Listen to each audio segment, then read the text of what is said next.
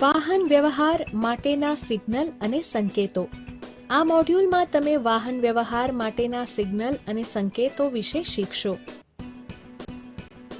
બાળકો, તમે જ્યારે પણ રસ્તા ઉપર ચાલતા હો, સ્કેટિંગ કરતા હો કે સાયકલની સવારી કરતા હો, ત્યારે તમારે વાહન વ્યવહાર માટેના સિગ્નલ અને સંકેતોનું પાલન કરવું જોઈએ.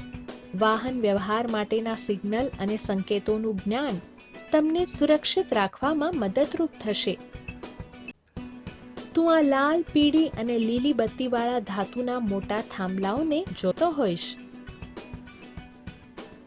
તું શું વિચારે છે તે શું છે? સારું, એ એક ટ્રાફિક લાઇટ છે જેનો વાહનો માટે ઉપયોગ થાય છે. લાલ, પીળી અને લીલી બત્તીમાંથી એક સમયે એક જ ઝબકે છે અને તેને સિગ્નલ કહેવામાં આવે છે.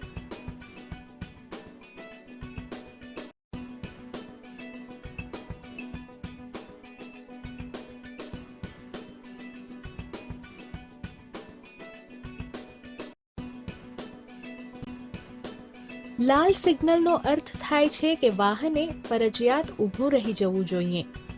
પીળા સિગ્નલનો અર્થ થાય છે કે વાહને ચાલવા માટે તૈયાર થવું જોઈએ અને લીલા સિગ્નલનો અર્થ થાય છે કે વાહન હવે આગળ ચાલી શકે છે. હંમેશા આ ત્રણ સિગ્નલોનું ધ્યાનપૂર્વક અવલોકન કરો. તે તમને વાહનોની રસ્તા ઉપરની અવરજવરનું નિરીક્ષણ કરવામાં મદદ કરશે. ચાલો આપણે હવે કેટલાક વાહન વ્યવહારના સામાન્ય સંકેતો જોઈએ. આ પગપાળા પાર કરવા માટેનો સંકેત છે. સામાન્ય રીતે તમે તેને રસ્તાઓના ચોક પર જોઈ શકો છો. તે દર્શાવે છે કે અતિ સુરક્ષિત રીતે રસ્તો પાર કરવા માટે તમે કઈ જગ્યાએ ચાલી શકો. આ આગળ શાળાનો સંકેત છે.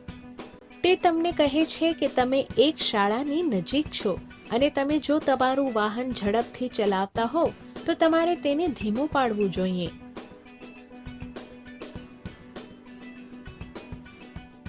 એકબીજાને કાપતા રસ્તાનો સંકેત છે. તે એમ દર્શાવે છે કે તમે એક એવી જગ્યાએ આવી રહ્યા છો કે જ્યાં એક રસ્તો બીજા રસ્તાને કાપે છે.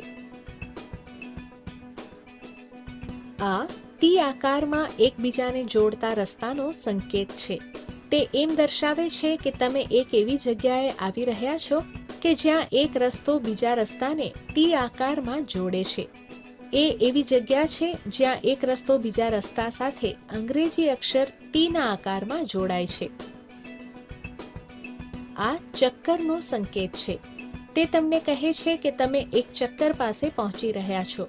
ચક્કર એક ગોળાકાર માળખું છે જ્યાં કેટલાક રસ્તાઓ મળે છે અને ચક્કર મારે છે જ્યાં વાહન વ્યવહાર એક દિશામાં ચાલે છે.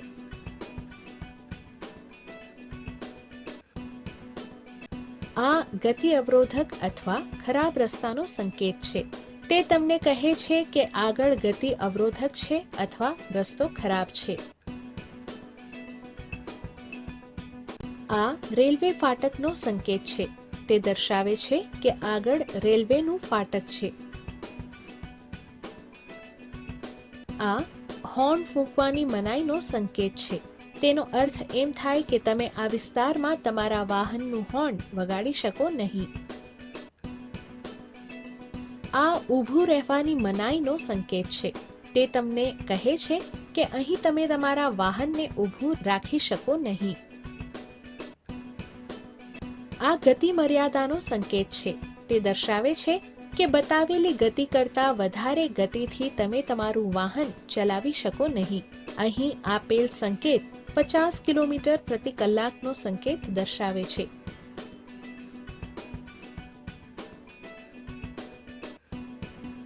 આ આગળ સાંકડો રસ્તોનો સંકેત છે. તે તમને કહે છે કે આગળ રસ્તો સાંકડો થાય છે. આ સીધું જવું નહીં અથવા પ્રવેશ નહીંનો સંકેત છે. તેનો અર્થ એમ થાય કે આ વિસ્તારમાં વાહનોને પ્રવેશવાની મનાઈ છે. આ યુ ટર્ન લેવાની મનાઈનો સંકેત છે. તે તમને કહે છે કે તમે અહીં યુ ટર્ન લઈ શકો નહીં. એક યુ ટર્ન એ અંગ્રેજી અક્ષર યુ આકારમાં વાહનો દ્વારા તે જે દિશામાં હોય તેનાથી વિરુદ્ધ દિશામાં જવા માટે લેવાયેલ વળાંક છે. આ ઊભા રહોનો સંકેત છે.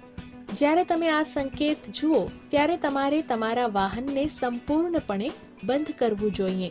જ્યારે આગળનો રસ્તો ચોખ્ખો થઈ જાય ત્યારે તમે આગળ વધી શકો. આ મોડ્યુલમાં તમે નીચે દર્શાવેલી બાબતો શીખ્યા છો. જ્યારે રસ્તા ઉપર હો ત્યારે વાહન વ્યવહાર માટેના સિગ્નલ અને સંકેતોને અનુસરો. વાહનો માટેની ટ્રાફિક લાઇટમાં લાલ, પીળા અને લીલા સિગ્નલ હોય છે. લાલ સિગ્નલનો અર્થ થાય છે કે વાહને ફરજિયાત ઊભું રહી જવું જોઈએ. પીળા સિગ્નલનો અર્થ થાય છે કે વાહને ચાલવા માટે તૈયાર થવું જોઈએ અને લીલા સિગ્નલનો અર્થ થાય છે કે તમે હવે ચાલી અથવા જઈ શકો છો.